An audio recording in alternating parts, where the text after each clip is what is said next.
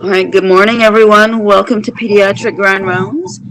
Today it's our pleasure to have Paige Nielsen and Kerry Sweeney presenting to us from the Salem City School District. Ms. Nielsen completed her education as a bachelor's in education, master's in education and educational psychology, certificate of advanced grad studies in school psychology, and a master's in educational leadership. She has been with the Salem City School since 2010 and has additionally participated in training in autism diagnosis and suicide prevention. Ms. Kerry Sweeney completed her education as a bachelor's in psychology, a master's in school psychology with a certificate of advanced study in play therapy. She previously worked for the Franklin County school system prior to joining the Salem City system in 2014. They both participate in a wide variety of educational and psychological assessments from kindergarten to grade 12 in determining eligibility for services, assisting teachers in modifying problem behaviors, participating in child studies, IEP, student support teams, special educational support, stress assessment teams to support children in crisis, among other things. They both presented before to the Carilions Child Development Clinic on specific learning disorders in 2019. Please join me in welcoming Ms. Kerry Sweeney and Ms. Paige Nielsen. Thank you very much. We're very excited to be here today. I am Kerry Sweeney, and my colleague Paige Nielsen and I will be presenting today on special education in the public school system. If you all have questions at any point, if you want us to slow down or hit on something, or if we use too much jargon at any point, please put it in the chat box. We'll slow down and review anything. We've also put our emails in there, and we'll put them in again at the end. If you want follow-up on something or have questions you think of later, email us. We're happy to respond.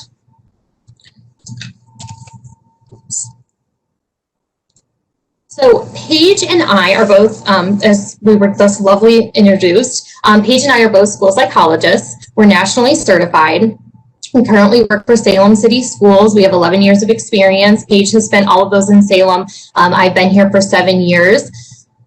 We are qualified to work with students from preschool through grade 12.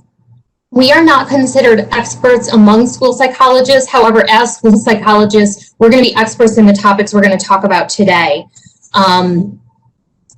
We're going to, hopefully today, the objectives of our presentation, we'd like to identify the role of a school psychologist in the public school system. We hope that you'll be able to differentiate Section 504 from special education. We hope that you'll be able to explain a general framework for the special education process all the way from the beginning referral through plan development, and that you'll be able to determine best practices for communicating between yourselves as medical professionals, clinical professionals, private agencies, all the way through, with the school professionals to determine best practices for supporting our students with special needs. We're going to go over a lot of different topics, and there's a lot of specifics here. I don't think anyone needs to memorize anything we're going to go over. The idea is that you'll have a nice general overview and understanding of how schools work, how the special education process works, just to be able to answer questions for students and families that you have and be able to better support them. So beginning with, what is a school psychologist? I find the title to be a little misleading. People in the community sometimes have a difficult time understanding what we do. I think it's that psychologist part in there. We have a lot of overlap with other professionals, specifically school counselors, our social workers, even special ed teachers and administrators. The most important thing we do is that first item you're seeing in bold there. And that is that we evaluate students. And by evaluate, I mean we do psychologicals, which includes IQ testing, social emotional testing, behavioral testing, even sometimes academic testing, but really we're talking about that psychological piece. We then interpret the results of our assessments. We also interpret the results of other people's assessments. And then we lead recommendations for teams that are making decisions about eligibility for special education. And when we say eligibility, we're saying making a decision about whether a child has a disability and whether they get special education. We're kind of the experts in knowing the law, knowing best practice, and knowing how to make those eligibility decisions. The reason this item is bolded and stands alone is because the school psychologist is the only one in a school division who's qualified legally by training and by the law to be able to do those things, that evaluation process. We're the only one qualified to do that. No one else in the school division can complete those tasks. The other reason it's so important is every school division is required by law to evaluate any student we think could have a disability. So this has to be done. Someone has to be completing this. So this is the number one important role for a school psychologist. It sets us apart from other professions. So in every school division, essentially, the school psychologist will be completing this. It's a bulk of their job, and it's the biggest, most important thing. From there are many other things a school psychologist can do. And it really encompasses anything to do with evaluation and intervention related to social skills, emotional skills, behaviors, and academics. The makeup of what that looks like and the extent of how much they're doing any of those other things is really going to depend on the makeup of a school division. What kind of resources do they have? What are their school counselors doing? And all of that. However, some of those things that school psychologists are doing out there, a big thing is like crisis counseling. So if we have students who are essentially in crisis, maybe they're making a threat to themselves or others, and they are in our school in crisis, we go in as that initial person to make decisions about how do we intervene, how severe is this threat, and what decisions are we going to make, and what sort of resources could they possibly need. School psychologists are qualified to do individual and group counseling. School psychologists may be doing kind of a liaison between the school and community agencies to make, to share information, to make referrals, to help make decisions for families. We're doing in-service trainings for our staff and even families on a variety of topics. And we also do kind of like, we oversee the special ed process, so we might be involved in IEP meetings. We also do like interventions related to behaviors, a whole plethora of things. And depending on the school division you're working with, you could see school psychologists doing any of these. The number one thing they're always doing is they're evaluating and going to eligibility and writing reports. We're going to talk about the difference between Section 504 and special education. 504 and special education are two types of very formal supports that children in the schools can receive. Some similarities and some differences. I'm going to try to lay this out for you, and there may be questions about these. They can be a little tricky. Well, Section 504 and special education are guided by some sort of law. For Section 504, it's more of a Civil Rights Act. It's the same law that says in the community, we need wheelchair ramps in our buildings so that people with disabilities can access the building. It's really about access. They need to be able to access their environment. That same Civil Rights Act applies to our school environment. For special education, it's IDEA, or the Individuals with Disabilities Education Act. It's a federal law that governs special education. You think of school-age children, it's also young children, but it's specific to special education for school children. Both Section 504 and special education are going to involve some sort of evaluation process to determine their skills. It is going, both involve disabilities. For Section 504, is a little more vague. It can be any disability. The law doesn't specify which types of disabilities, any disability. We typically think of more medical or physical type disabilities. Where special education is also a disability. However, in Virginia, there are 14 specific disabilities a student would have to have in order to get special education. So it's a little more specific. Here's where things are going to get different. So for Section 504, we are saying that the disability impacts the student's access to the learning environment. So their ability to participate or be in the learning environment, some sort of access to the learning environment. Let's take an example. So when we think of some of those disabilities that may qualify for a student for a 504, we often see things like diabetes, We could see seizures, migraines, even ADHD and autism are ones we see. So if we have a student with migraines, they may qualify for a 504. We would expect that that could impact their ability to access their environment. Sensitivity to sound, sensitivity to light, maybe slower think time. So if they're in the classroom experiencing symptoms of migraines or even post symptoms of migraines, they may have difficulty keeping up with the work, answering questions, being in that environment. So their ability to access their environment and their learning environment is probably hindered, could be hindered depending on the student. The next item under 504 is it doesn't include special instruction. So think about that for a student with a migraine. If when they're not impacted by that migraine, if they're able to keep up with their work generally and they're completing homework and their grades aren't impacted, that's a student who doesn't need special instruction. What they need is accommodations and modifications, the last item there on the list. When we say accommodations and modifications, that's a formal term for just changes to their learning environment. So for a kid with a migraine, they may need access to a quiet room. They may need their teacher to dim some of the lights. They may need longer think time if they're being impacted by a migraine. They may need questions repeated or shorter assignments when they're cognitively affected, but they don't need their instruction changed. They just need more of a chance to kind of be a part of their learning environment. Let's go over to special education because this is where things are different. So if a student has one of those disabilities, for them to get special education, we're seeing that that disability significantly impacts their learning or impedes their learning. They're now across the board just not able to keep up. Their grades are low. They've done testing and it's significantly below their peers. We're now seeing that their learning is significantly impacted.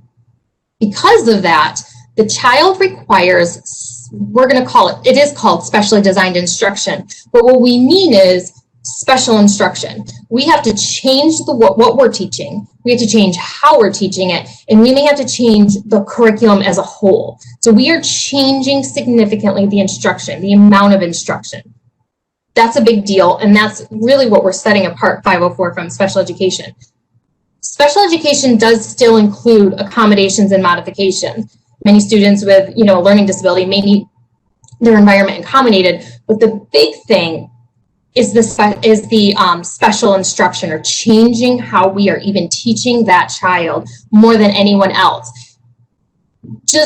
That's a nice simple chart. It's not always that simple. There is often some gray area, but that's the big differences between 504 and special education.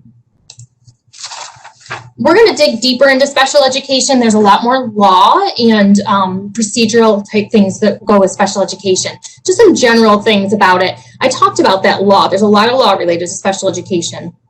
The IDEA, that's that federal law that guides special education. From there, every state has their own regulations. It gets a little bit more specific. We have our Virginia regulations. From there, you have your local policy. Every school division has their own policies and procedures, not necessarily laws, but they're just practices in place that everybody follows. It's probably in writing somewhere. There's probably a memo, ensuring that everyone is really following best practice. It's really looking out for families. It's looking out for students, and also ensuring the school division, no one ends up accidentally not following the law. Local policy will never contradict state law. State law will never contradict federal law. But that local policy is maybe why when you work with school divisions, a bunch of different school divisions, you may see slightly different practices. So it can make it a little confusing. A good example of kind of following this continuum of rules and laws is, I think, of timelines. IDEA, or the federal law, says the timeline for completing an evaluation is a reasonable amount of time. It's a little vague. The state regulations in Virginia here, they say that we have 65 business days to complete an evaluation on a child and then come back and meet and make a decision. So we have 65 business days.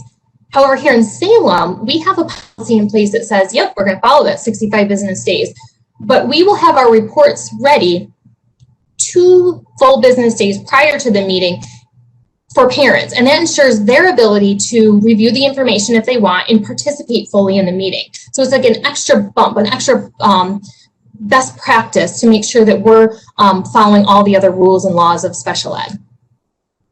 Special education guarantees special services for any child with a disability. And a caveat to that, and everyone knows this, is it can go for children up to 21. Some of our students with more severe disabilities or more needs may stay in high school up until the age of 21. Special education guarantees what we're going to call an individualized education program, or an IEP.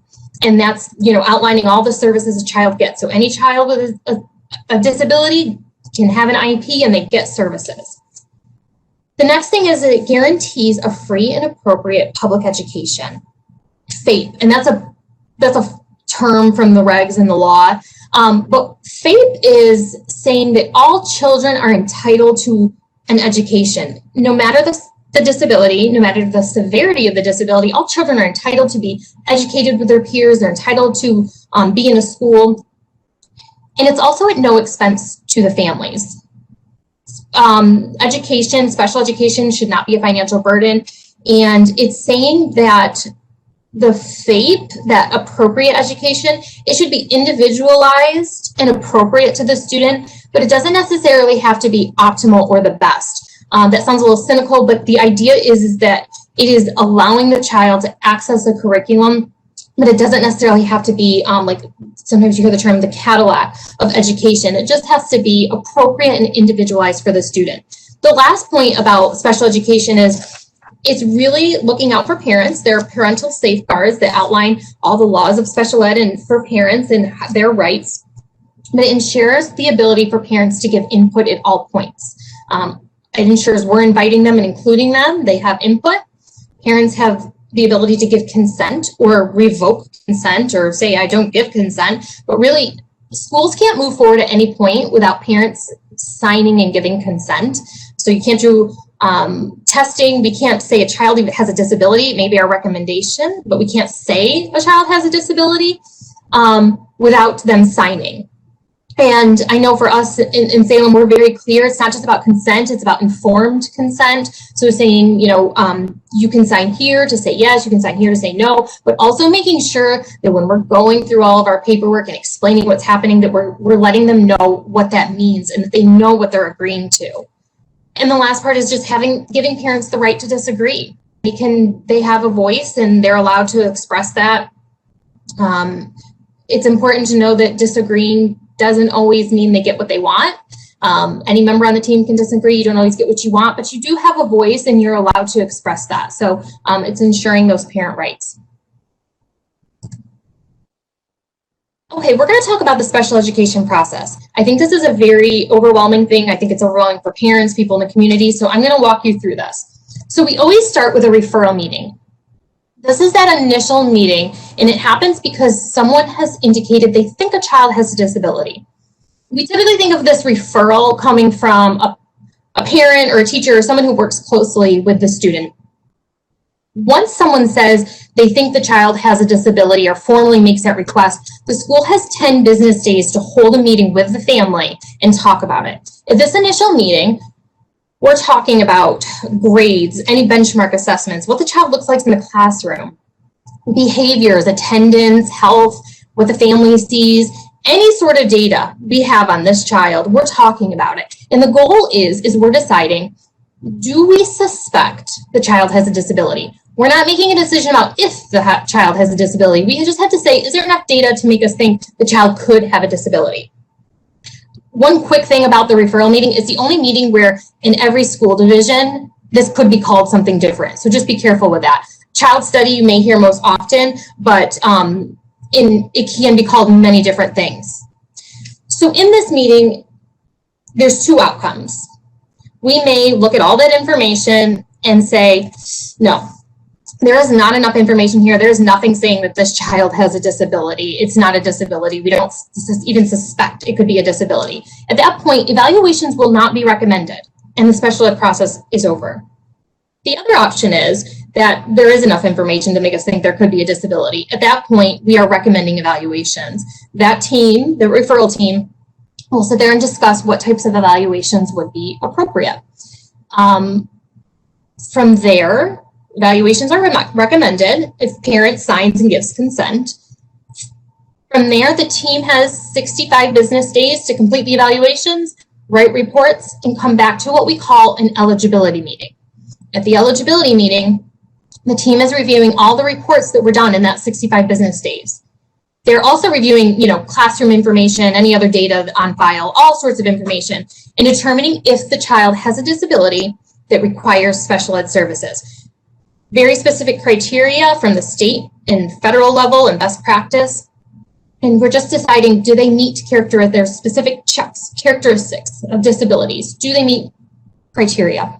The team may say, no, there's no disability here. Child does not meet criteria. At this point, the special ed process would be over. The other option is the team may say, yes, they do meet criteria, or they are eligible. That's the word we use, eligible. They meet criteria for a disability or possibly more than one disability. We went through the characteristics and they met the checkboxes. We were able to document that. They meet criteria. At this point, the parent can sign consent to say, yes, I'm okay with you saying my child has a disability. Or they may say no, but if they give consent, the team has 30 calendar days to come to an IEP meeting and develop an IEP. An IEP is that individualized education program outlining the types of service the student will get. That's a flow chart of the special ed process from beginning through. I'm going to add just a couple more little details or little notes about that referral evaluation eligibility process. At the time of the referral, we typically think of that coming from someone who knows the student, has enough information to say, I think this could be a disability. Like I said, the team has to have enough information to show there is a disability. It is possible for the team to say there is not information here to say that there is a disability. I just share that with you all as people working with families in the community.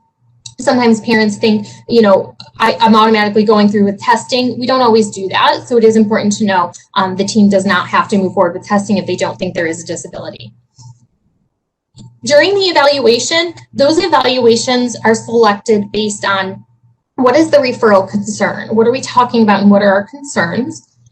We don't just cast a net out and try to do as many evaluations as possible. And they're limited to educationally relevant concerns. So what's happening at school and what could be addressed at school. Think about sometimes like parents may talk, we get this a lot. So parents have a lot of behaviors at home, their kids out of control, but we don't see that at school. Doesn't mean we won't offer resources, but at least in the special ed process, we're probably not going to do one of our most significant intensive behavior interventions. We may do a screener or some rating scales, but we're not going to go down our huge avenue of assessing behaviors because it's not relevant right now and we're not seeing it. And then for eligibility, we always say there's 3 questions you have to answer. Is there a disability? Do they have one of the 14 disabilities? If yes, does that disability impact them? Does it impede their learning? And then do they need special instruction? With all disabilities, all disability categories, you have to be able to rule out extraneous factors as being the primary reason they are showing up as looking like they have a disability. Some of those main ones are significant attendance, trauma, mental health, sometimes students who are learning English as their second language and haven't mastered it, they may have difficulty learning. So those are things we're always considering with all areas of disability. Paige is going to talk a little bit more about the disabilities and how we make those decisions. Yeah, so let's go into more detail exactly about what an educational disability is. So for starters, an educational disability is not a medical or clinical diagnosis. In school, we feel medical and clinical diagnosis should come from medical and clinical professionals. So as a school, we don't diagnose. Instead, we view it as we identify. We're identifying a student with one of those 14 categories of educational disability that the state of Virginia gives us.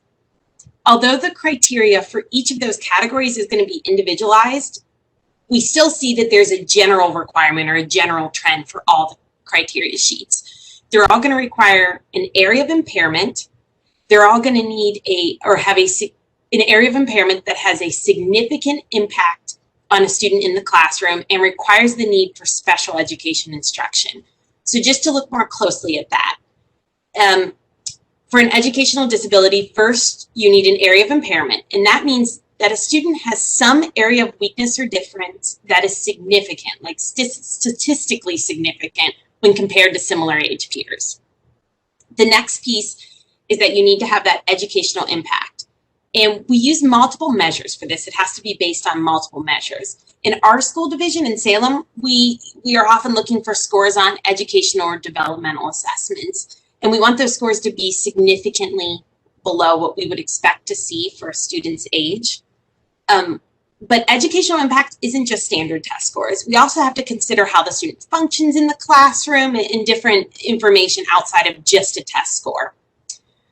The final step is that schools have to show that students need special education instruction. In other words, we have to show that they need the curriculum changed, that we have to change potentially the amount of instruction, or even change how that instruction is presented. Special education instruction needs to be specific to the student and their area of disability. So for example, if a student were to qualify due to weaknesses in math, so then your special education instruction should focus on math. We wouldn't have special education instruction focused on reading in that scenario. On the next slide, you'll see I have listed here the 14 categories that Virginia gives us for educational disabilities. So these are all we have to pick from. And they do vary a lot. You've got visual impairment, including blindness. You see autism on there. There's learning disabilities. And each one of these categories has its own very specific criteria sheet. And as Kerry mentioned before, this is the actual form that we are completing during an eligibility meeting. And we have to check off the boxes. The team has to put in writing and document in detail, a lot of detail, how a student meets each one of those checkboxes, therefore meeting criteria for special education services, or in some cases, not meeting the criteria for services. I wanted to take a second and just kind of highlight some of those common disability categories. There's some on that slide before that you're not going to see and that we see very rarely in our practice, but a lot of them, as I've listed here, are ones that come up frequently. We either have lots of students or parents with lots of questions regarding these categories. So starting off, we've got a learning disability. We call it a specific learning disability. For this category, schools have to indicate an area of significant academic weakness. And that could be in something like reading comprehension or math calculation. And then you also have to find what we call a cognitive processing deficit. And an example of that could be something like working memory or a difficulty with auditory processing. And then these weaknesses that we're talking about, we're going to find these in IQ tests or individualized achievement measures. These scores, we're expecting them, if it's a disability, to be significantly or statistically lower than peers. But in the state's eyes, it's not enough just to have that academic weakness and that processing weakness. They have to be linked together. So you have to link them together by research. So if a student has a weakness in math calculation, an area that it might be linked to is working memory. So if a student's difficulty with working memory, which is that difficulty holding information in your mind and manipulating it, you then could potentially link that with struggling with mental math and basic math calculations. So that's an example of how they link together. Another category is developmental delay. Now, this is a more broad category, and it's broad for a reason. It's intended for students between the ages of 3 and 7, and it really just focuses on a significant delay in development. And there's some areas to consider, like a delay in physical, cognitive, communication, social, emotional, or even an adaptive skills delay. And it's intended for younger students, and it's broad because a lot of times younger students don't fall into the more specific categories. So this is an opportunity for them to get services. The next category I have listed is other health impairment. Now, this is a medically based health impairment, and it says that this health impairment impacts the student so significantly that it can change the way we would need to instruct them. This might include medical impairments like diabetes, epilepsy, Tourette's. this is also the category that has ADHD. And in our experience, the majority of students in this category are usually there because of features of ADHD. Now, as I said before, schools, we don't diagnose. So it's not typical that you would find a school that says a student has ADHD. But what we would say is that a student has features of inattention or hyperactivity. So we tend to do that. Or if they already have a medical diagnosis, we will acknowledge that diagnosis, but we would not be the first one to give that diagnosis typically. The next category is the category of autism. And that one represents students who have features of autism spectrum disorders. Each school division uses their local process for identifying a student under this category. I know in my division, in Salem, we're looking for specific characteristics of autism. And that includes things like we're looking for communication deficits, language impairments, repetitive thoughts and behaviors. And then we're really looking for how do those characteristics of autism, how do they impact the student educationally? That's the piece we have to tie together. And then the category of an emotional disability, this is really for students who experience mental health issues. And that might be something like depression or anxiety, and that those features significantly impact them at school. For this category, the regulations are very specific that we have to have the impairment impact the student over a long period of time and to a marked degree. That's what's written in the regs. And again, this focuses on mental health. It is not intended to be a category for just behavior or conduct problems. And sometimes there's a little confusion with that.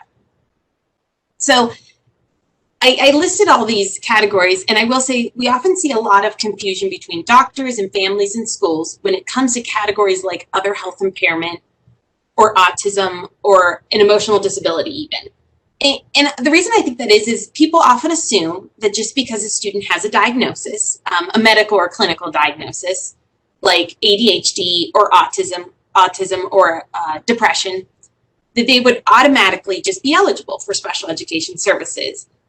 So that's not the case. Having that diagnosis is sort of just one step in the process we've talked about. As we said before, we still have to, even though they have that diagnosis or that impairment, we still have to document that that impairment has a significant impact on their education and that that student requires the need for special education instruction. So some kids may have ADHD or autism and may only need accommodations, like you get with a 504 plan. Others, we have lots of students with autism who don't need any supports at all and aren't eligible for any additional services in school. So next, Kerry's going to talk a little bit more about what happens when a student is found eligible, what's that next step, and what does that plan look like. So once a child's eligible, we talked about them getting an individualized education program, or IEP. The IEP is a legally binding document that the team and parent have agreed on. Like we said before, parents have to sign and give consent for this to be put in place. An IEP is going to include a detailed description of the student's functioning, their present levels of performance, we call it, strengths and weaknesses. It's going to include a very detailed outline of what types of services and how much, their goals. So in this 1 year that this IEP is in place, where do we want them to go? It's going to be very specific goals, measurable goals. And then we're going to list any accommodations and modifications that the child will get. IEPs are updated annually, so they're good for 1 year. They're based on the student's need, not necessarily the disability. And an IEP does follow a student. If they were to move to another school division or even another state, this IEPs and disabilities still remain intact and will follow them. Some important things about developing services and IEPs for students. A disability alone does not determine or limit the type of services a child will get. I think of this most commonly for a student with autism. Some parents become very anxious and nervous about that and think that their student will automatically be put into a very specific program for a child with autism. There is nothing saying that a certain disability, including autism, means that a child gets a dictated, outlined level of services. The next two items are kind of like philosophies of determining services and ensuring best practice for students. They're also built into the law. But least restrictive environment means that all students are entitled to be with their same age peers in language-rich environments and in the general education setting, and to the maximum extent possible. So we should always be considering how to include them in their typical setting as much as possible. And more services are not always better. Data shows that being in language-rich environments like general education settings are really beneficial for kids. And then Continuum of Services is another philosophy behind special education services. And it says there's this whole continuum of services we should always be considering. And an example of that is that, some students are served in their general education setting all day, and they may just receive some check-ins from a special ed teacher or some observing. And then there's all the way on the other end, there are students who participate in full special education classrooms, and some students even require schools for special education and for specific disabilities. That's the other end of the spectrum, but everything falls in between. And even within that, there's levels of services. And on that, it's always a sliding scale. And we should always, not just at our annual IEPs, but always in between, we're taking really strong data, and we should always be reviewing the data and considering how we can be considering more opportunities for participation in the general education setting. So with all of our disabilities, we should be thinking about those types of things. With IEPs, parents and really any team member can be requesting an IEP meeting at any time. I think this is important for you all to know. If people come express concerns, you can tell them, talk to their IEP team if they haven't. They can request that to review data, ask questions. They can request more services. They can request less services.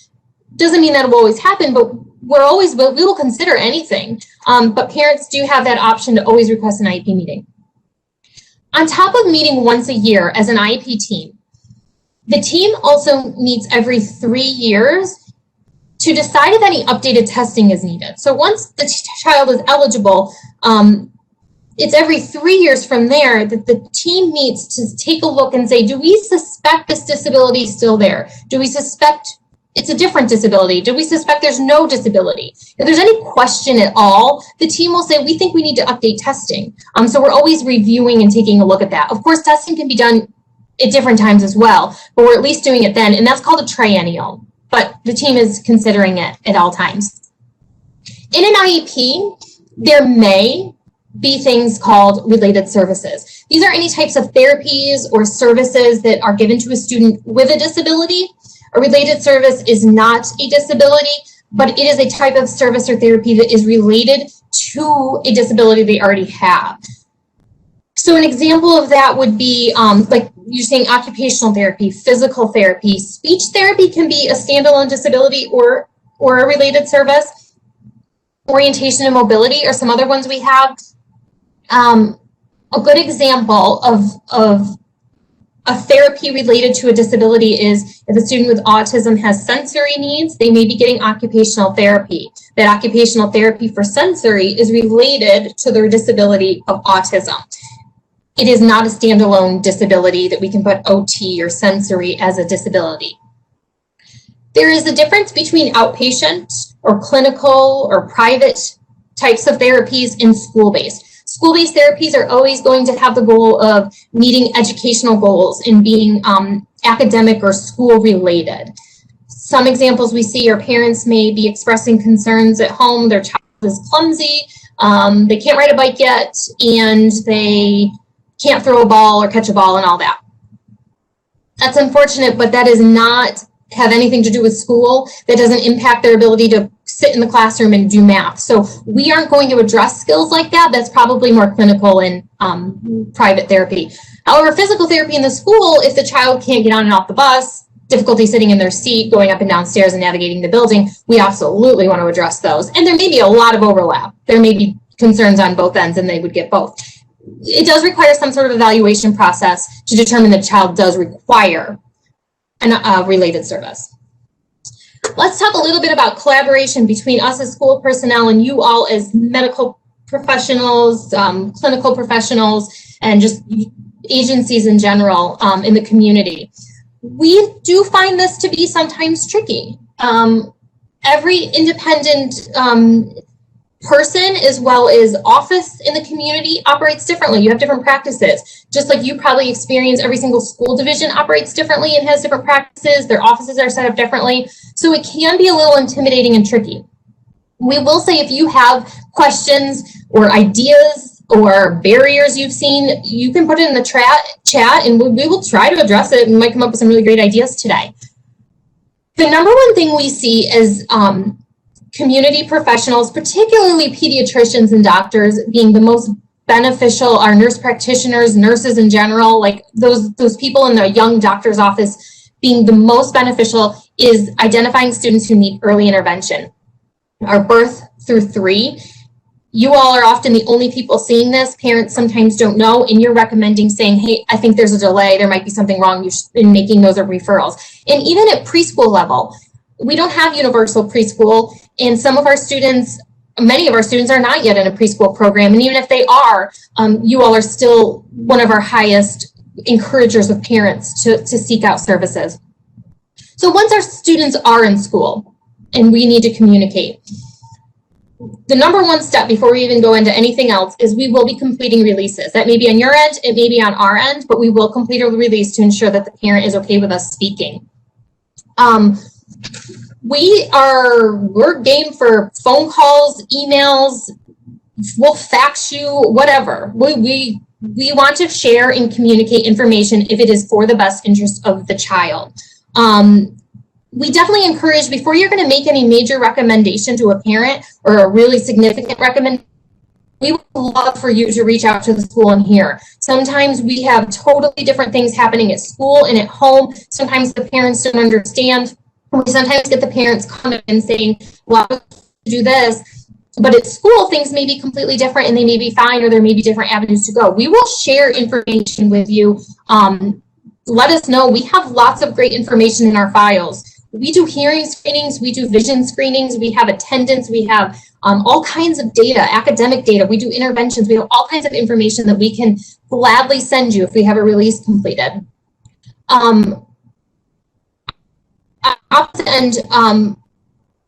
We also may have done testing, so we may have psychologicals and IQ tests that would be beneficial for you. On the other end, if you all, if we need information from you or we want to send information, I'm getting a message that I have some internet errors. Am I okay?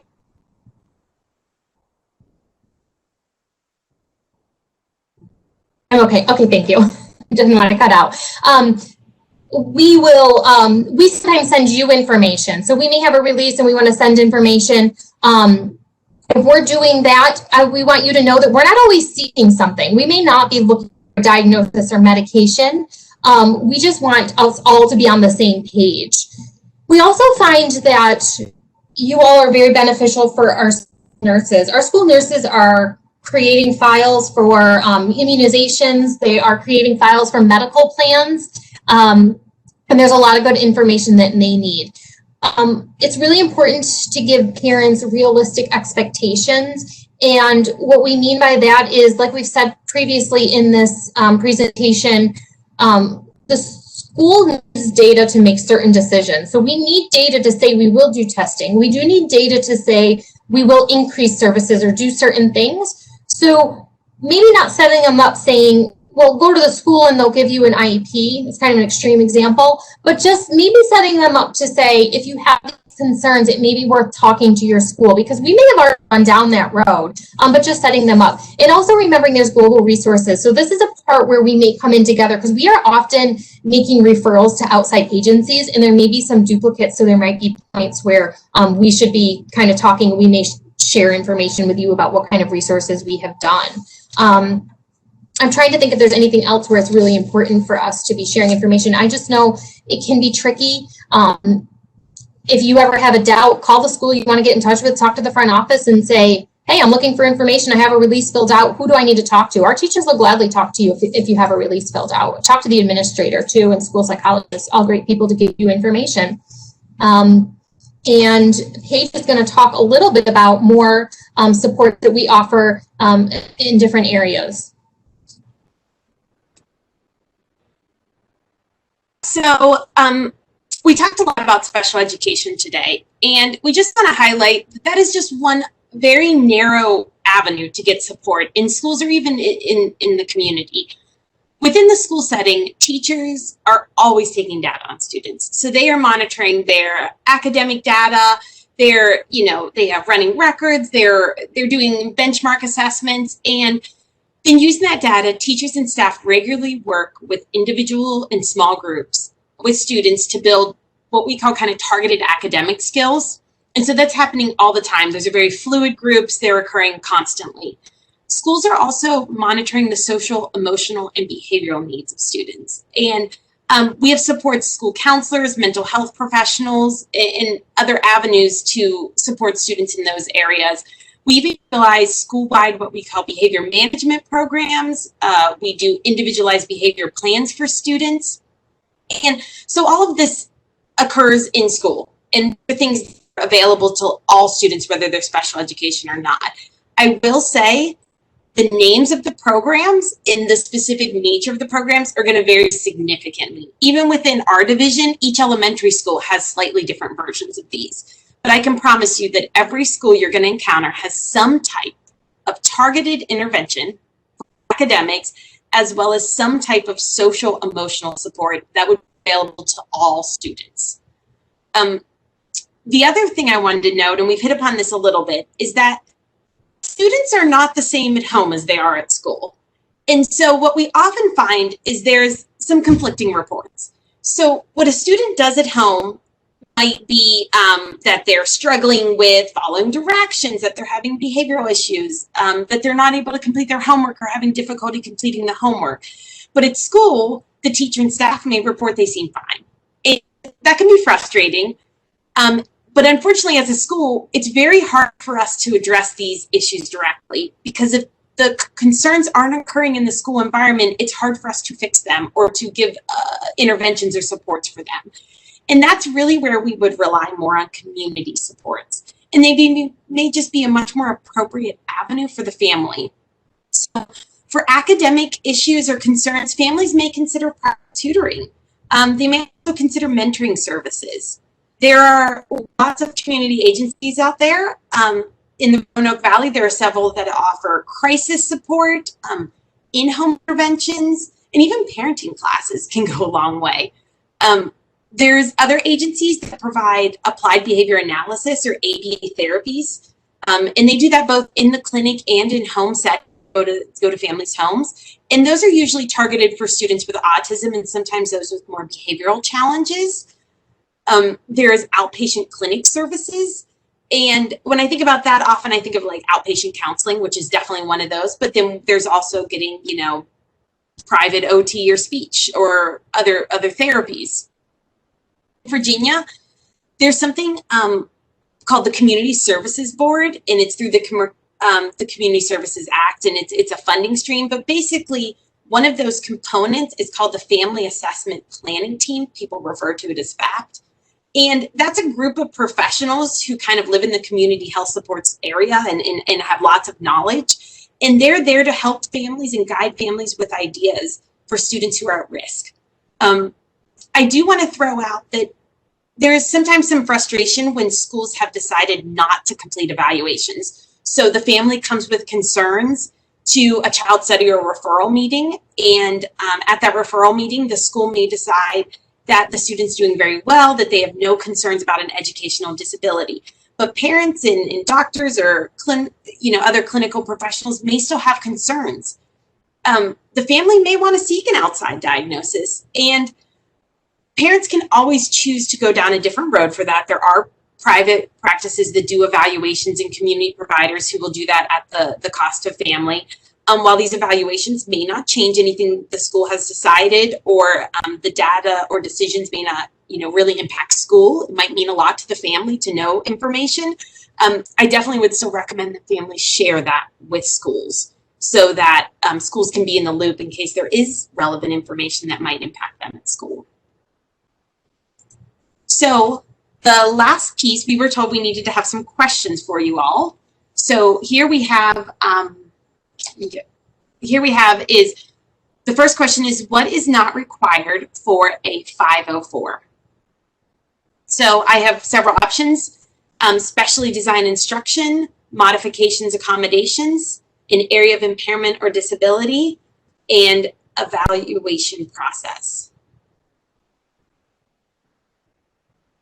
I see some people typing in. I'm feeling good because I'm seeing lots of right answers. That's good. Yeah. Okay, so for 504, we started this. So it's letter A. It's the first one. And it's that specially designed instruction. We made a big point to say the biggest difference between 504 and special education services is specially designed instruction. And that's instruction that's been targeted and manipulated or modified to meet the student's specific need. Our next question is, what is the order of the special education referral process?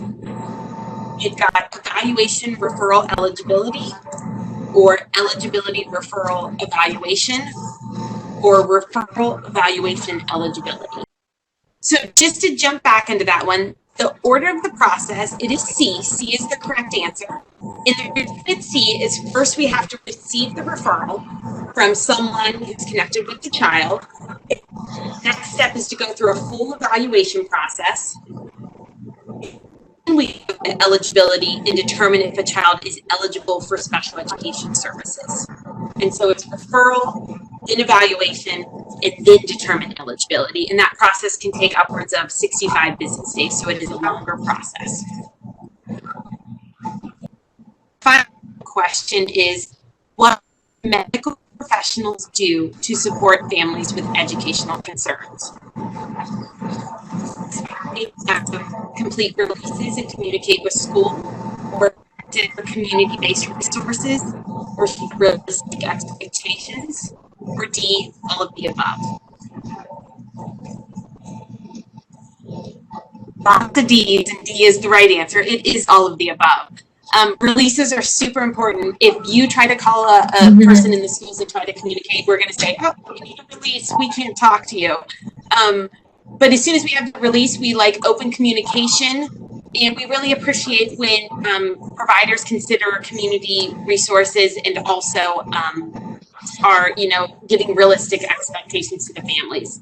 So on this slide here, and these are some resources. The first one, Parent Procedural Safeguards. Those are safeguards surrounding the special education process in the state of Virginia. Then we also have the regs for Virginia and IDA, which is the federal law, and a link to the Virginia Department of Education. They have a lot of great resources on their website about special education services and obviously education in general. And finally, the National Association for School Psychologists. They have a wide variety of resources that are good for school psychologists, but also open to anyone to access it and look at some of their resources, because there's a lot of good information there about disabilities and other needs. We are open for questions. I'm going to type our email in the chat here at the end. Please do not hesitate to reach out to us. We appreciate you having us all today, and we hope you learned something. And like I said, please reach out if you have any questions. Oh, okay. What types of testing do we do? So as school psychologists, when we get a request to do a psychological as part of the special education process, we typically do some sort of, it'll depend on the referral concern, but a standard psychological is consisting of an IQ test or a cognitive test. So if a specific name, like we often give something called the Wechsler Intelligence Scale for children, for our younger kids. We could give nonverbal assessments, depending on, so we're looking at for thinking and reasoning skills. Like those IQ tests look at verbal skills, nonverbal, memory, processing speed, all kinds of different cognitive skills. We look at like phonological processing. How does a student hear sounds when it comes to early reading skills? So we're looking at all those types of things. There's a lot of other specific measures we may decide to get into. Depending on the concern, if there's attention or behavior, we often give rating scales and observe. There's like neuropsych type tests, the NEPC that we might give. We sometimes give more educational or academic type assessments as well, but we're usually talking about more more cognitive, or I mean, essentially their IQ test that we're giving. Yeah, good question. Well, we also can, outside of that, we can do something called a functional behavior assessment, an FBA, and that's when that's one of those when I mentioned if parents have concerns about behaviors, but we don't, there's an in-depth behavior scale assessment. That's a really in-depth data collection assessment on behaviors to find out what is the function. So why is the child engaging in the behavior? What are they getting out of it so that we can intervene appropriately? Those are types of assessments we can do. But when we were talking about assessing and testing, we're really talking about those psychologicals. Oh, good question. Do you test for dyslexia or ADHD? Like Paige said, we do not diagnose. And ADHD is considered a medical clinical diagnosis. And technically, dyslexia is too. We do not do anything from the DSM, but we do diagnose reading disorders. So we will identify a reading disability in basic reading skills, and we are assessing for features that are dyslexia-like. So I will never tell a parent, your child has dyslexia. I was able to determine that. But when I was just talking about phonological processing. So dyslexia is not always like, oh, they read backwards or they wrote their C backwards. We're looking for some other features. It's language based. So we do certain assessments that look at how do they hear the sounds? Can they even hear the sounds of a word correctly, or do they make errors in them? So I will never diagnose a child with dyslexia, but I will find them eligible for a reading disorder. And we will very clearly in our reports indicate what features we found. And we have interventions that are very specific, and they are to treat dyslexia type symptoms. Yes, but we will never diagnose. And we don't diagnose ADHD either. And I was going to say, we are, again, limited to identifying students for the categories that the state gives us. And so dyslexia and ADHD aren't categories. They may be components or part of category, like a specific learning disability and other health impairment in the fine print might reference that a diagnosis like dyslexia might fall under this, or a diagnosis like ADHD might fall under this category. But we can only use the categories we have. And so that's why for a learning disability, we would say it's a learning disability in basic reading skills, because that's the terminology the state gives us to use. Mm-hmm. Yeah. And same thing with the ADHD. I know I just want to be really clear about that. We do not diagnose ADHD, and that's pretty universal. You may see some reports from different school divisions where people feel like they have a little more liberty in that. We take that very seriously, that we don't have that ability.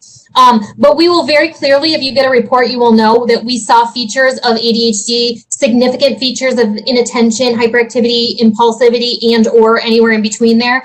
If we don't have a diagnosis of ADHD, but we see those features so significantly, we do very thorough evaluations. But if we see those features so significantly that they do impact, they also have to impact a student's learning. They can't just be like, inattentive and whatever, but they're doing phenomenal. If they impact the students so much, we will make them eligible under the category of other health impairment, but we will not diagnose them. But now, if you read our report, what we're saying. I want to jump in because we do identify students with the category of autism. And the reason that one is different is because there is an educational category from the state of Virginia for the criteria for autism. Yes. And so that's where that differs a little bit. Yeah. I know we're running tight on time. I was just going to say, was there anything else you found useful, or like schools could do better, or you just know are good ways for us communicating with you? Do you accept? So do we accept recent psychological reports? So what we are required to do as a school system is we have to consider any outside evaluation that has been completed. And so an outside psychological report, we are definitely required to consider it. Now, whether we accept it is a different concept. And so we may still do our own evaluations. And the reason I say that is because we still have to determine educational impact. So you may give us a psychological report that says a child has some type of diagnosis. But what that doesn't tell us is how it impacts them educationally and whether they require specially designed instruction. And that's the piece of the puzzle we have to find. And so we may not redo an IQ test if we have an IQ test, but we're likely going to redo some portions of those evaluations, or at least a classroom observation, so something may be requested. Good point, because that is something that often is confusing for parents. Is they say, I went and got all this testing ready, here they go, they said SLD, they said a learning disability or ADHD, I'm ready for my IEP. And we may be like, yeah, pretty strong evidence, we probably aren't gonna like argue this, but we are still required to do some sort of like evaluation, or we can't just be like, well, just let's show up in eligibility. We will use the information to the best of our ability and minimize the additional testing we do. But like Paige said, there may at least have to be some sort of observation, or, you know, we're going to at least meet with a child or something. And sometimes parents feel very flustered by that we're slowing things down. We try to be as succinct as possible, but sometimes it really throws parents for a loop.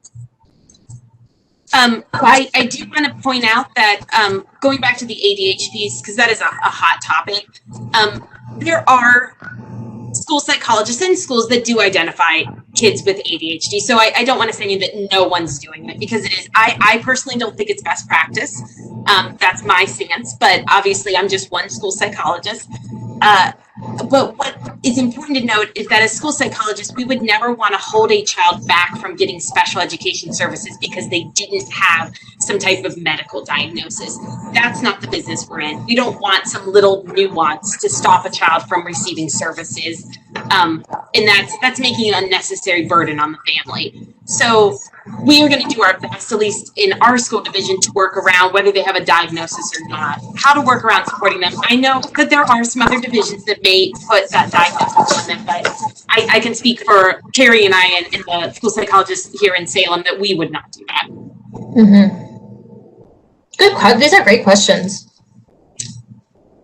We'll gladly take more. I mean, or if you think of them later, email us. I mean, very good questions.